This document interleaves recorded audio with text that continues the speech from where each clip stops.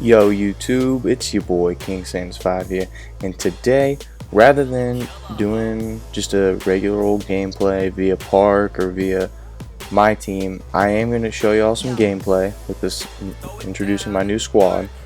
This is on my other account, my original account, not my only MT Mastery account, but I'm going to be talking about the March Madness games, not just the gameplay that's going on the screen. I'm going to be talking about March Madness game.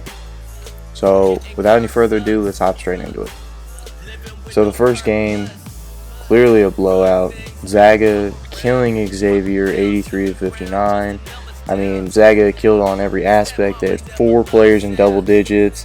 Williams Goss went ahead and hit 4-7 from deep. He had 23 in all. And then Xavier, they only had 2 players in double digits, and their highest score was 18. So therefore, that's how they lost. The next game was quite a shocker to me. I'm surprised that Kansas lost to Oregon. They lost 74-60. Dorsey missed only 4 shots, all behind the arc, ending with 27 points. So that's just crazy. That's honestly crazy. And then their forward, Bell, he put in 13 rebounds. So he was out there, he was grinding. He was straight up grinding on those rebounds, man. There's nothing else to say about him. This is the way March Madness should be, honestly. There should be upsets, there should be crazy games, there should be, good competition, not just blowouts like the Ncaa and Xavier game. Kansas on the other end, Josh Jackson had 5 turnovers. That's what killed them, honestly. Without those 5 turnovers, they probably, let's say we take out those 5 turnovers, replace them with 2 points each time. That's 10 more points. They would have been down only 4, and then something could have happened.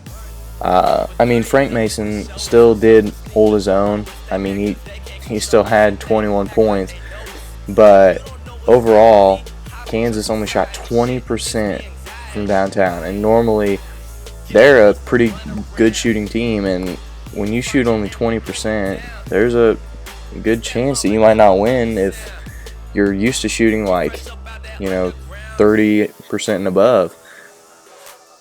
This next game was a good game, I thought. I was watching it at B-Dubs, actually. South Carolina losing to Florida.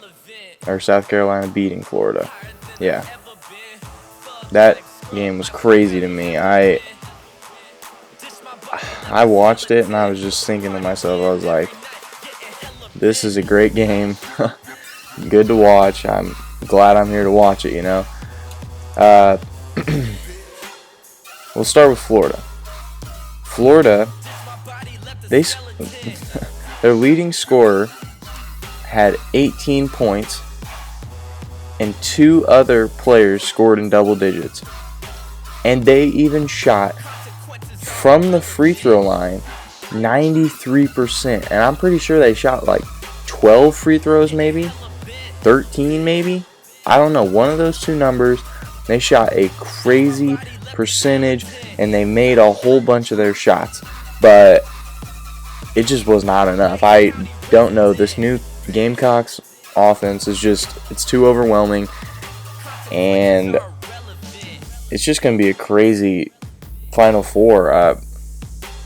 And for the other end, for South Carolina, Thornwell scored 26 points and knocked down 9 of 10 from the line. And then 3 other of the Gamecocks scored in double digits, along with Silva, who he was only 1 rebound shy of the double-double, which would have been pretty impressive in tournament play because, I mean, come on, that's just crazy. You don't see that very often as a double-double in college. And if you do, it's usually not in the Elite 8 games.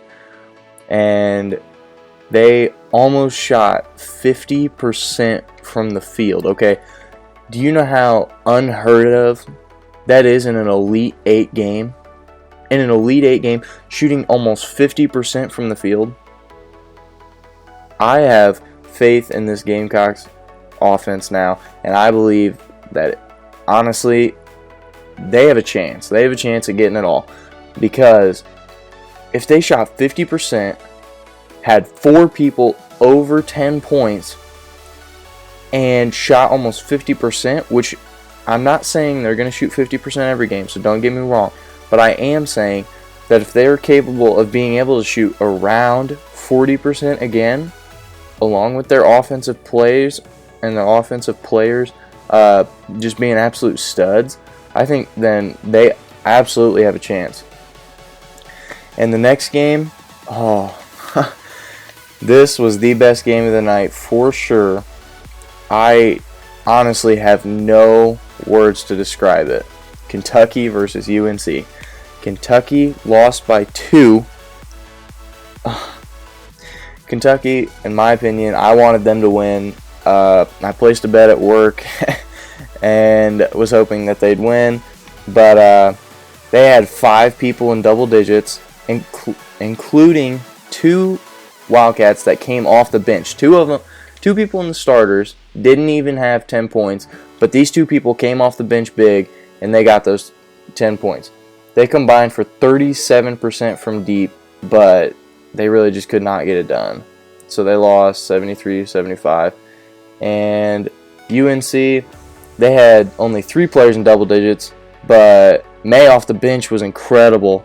And he even hit a step back shot with 1.5 seconds left to seal the game.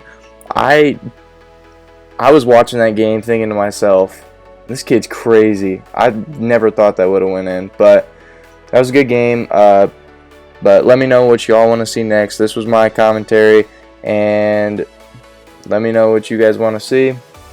Next time, I'm probably gonna my prediction, because y'all probably want to see that. My prediction, it's going to be South Carolina versus UNC in the final, and that's what I think it's going to be. So let me know what y'all want to see, and I'll get right on that. Alright, peace.